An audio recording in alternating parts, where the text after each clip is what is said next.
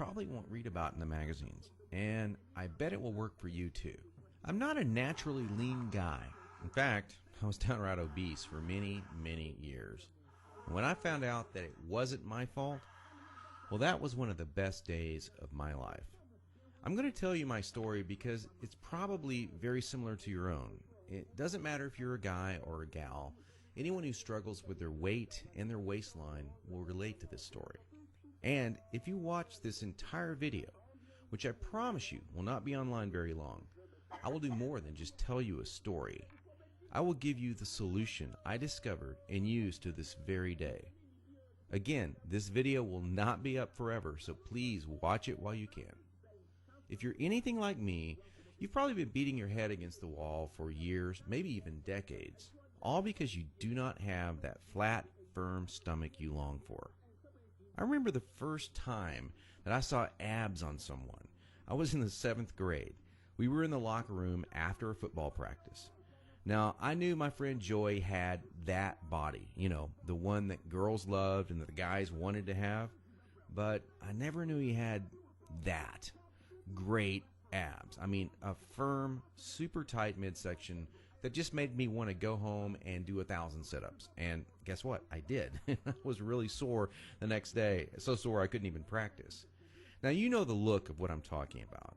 Hardly any fat around the waist, great lines of tasteful muscle tone where most people carry those rolls of flab, and when Joey tucked in his shirt, nothing hung over his belt. Now, here's what struck me as very strange. Joey never did sit-ups. He never worked his abs at all in the gym, as a matter of fact. He was always working out, but I never once saw him do so much as even look at his abs. Now, many years later, as my stomach grew from a soft 33 inches to an obese 48 inches, I started remembering that first encounter with a fantastic set of abs. And you know what I did? I blamed it all on Joey's genetics. He was obviously born that way. That was the only answer. That's what I kept telling myself. Sure, Joey had great genetics. No one else in the locker room had those abs, that's for sure. But come on, I was lying to myself. Now, I'm an honest guy, so admitting this was very, very difficult. And the fact that I was lying to myself didn't hit me all of a sudden. After all, I'd tried dieting. I'd done sit-ups and crunches for years. The only thing I managed to do was pull my back muscles and trim my waistline by about an inch, maybe 2 at the most, but not an ab muscle in sight. My clothes were always uncomfortable on me, and I never wanted to take my shirt off at the beach or at the pool. In essence, I was like a prisoner in my own body. My mind wanted something, at least that I believed, my body could never give me. Maybe this sounds like someone that you know. Maybe it sounds just like you. Well, today I'm a different person. I sport a trim, firm stomach, and in fact, I saw my abs, all of them, for the first time at the age of 40. And you know what? They were better than Joey's abs. I was absolutely shocked. I mean, amazed. I was floored. Now, how did I do it?